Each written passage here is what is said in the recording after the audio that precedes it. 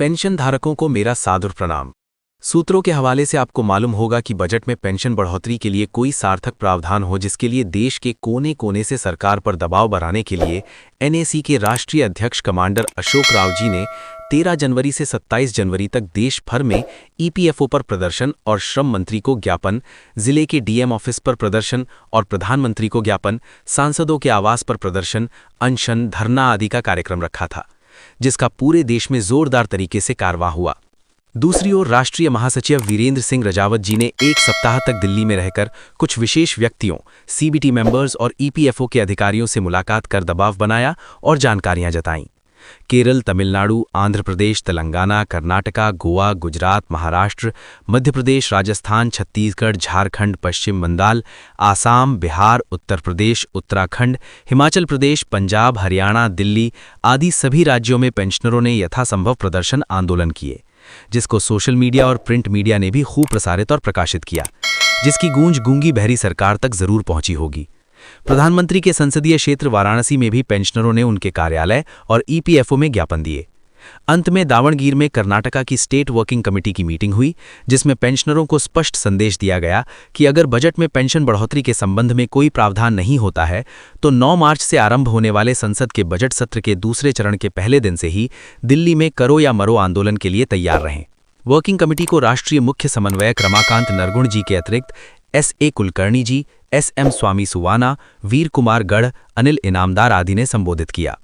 लखनऊ में कर्मचारी महासंघ ने एक कार्यक्रम आयोजित किया, जिसमें महासंघ के अध्यक्ष सतीश कुमार पांडे और महामंत्री सुशील कुमार बच्चा ने एनएससी के पदाधिकारियों राजीव भटनागर और उमाकांत सिंह सेन को समाज सेवा के क्षेत्र में अनुकरणीय योगदान के लिए अंगवस्त्र पहनाकर एवं प्रशस्ति पद देकर सम्मानित किया।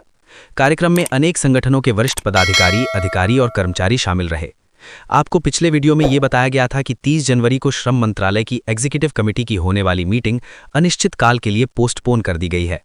कुछ सूत्रों के अनुसार ये 12 फरवरी को पुनः आयोजित हो सकती है।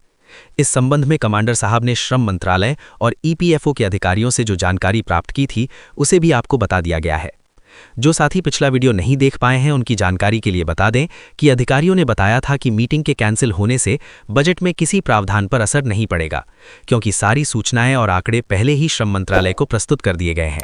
अगर सरकार को कुछ करना होगा तो इन्हीं सूचनाओं के आधार पर कर सकती है। पिछले 2025 के बजट में श्रम मंत्रालय को 32,646.19 करोड़ रुपए का बजट अनुदान मिला था। डिमांड नोट के पॉइंट नंबर 11 पर ईपीएस 95 पेंशन के लिए 11,250 करोड़ मील थे। 2024 के बजट में वो 9,356.48 करोड़ मील थे। यदि इस मद में असामान्य वृद्धि हुई है तो पेंशन वृद्धि की संभावना हो सकती है, अन्यथा नहीं। इसका विवरण अगले ही दिन पता लगेगा।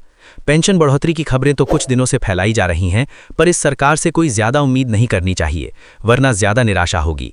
इसलिए बजट के बाद अगर कोई अफवाह फैलाने या झूठी खबरों वाले वीडियो आएं तो उसको अवॉइड करिएगा। एक आध दिन बजट के प्रावधानों को देखने के बाद यदि आशातीत परिणाम नहीं निकले तो एनएससी को तत्काल आक्रामक आंदोलन की तैयारी करनी होगी, क्योंकि झूठे साथियों पर अपने साथियों की बलि नहीं दी जा सकेगी। ऐसे ही एक दावे में कहा गया है कि बजट में पेंशन बढ़ोतरी की कोई घोषणा नहीं की गई है।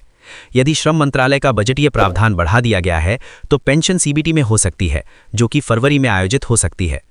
पिछले 2025 के बजट में श्रम मंत्रालय को 32,646.19 करोड़ रुपए का बजट अनुदान मिला था।